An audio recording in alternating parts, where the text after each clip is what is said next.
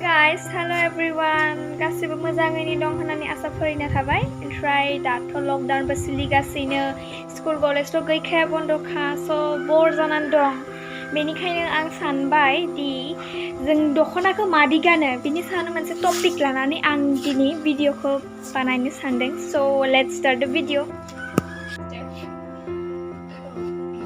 Left साइडथिं थेबनो नांगोन बेखौ। दख'नायाथ' लेफ्ट साइडथिं थेबखायो।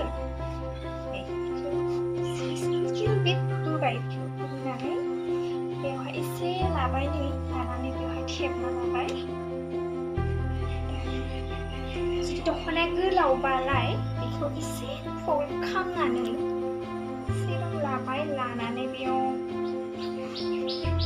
एस्टेपना लाबाय, थेबना लाबाय आरो लानानै बेखौ बिदि टार्न खालामबाय।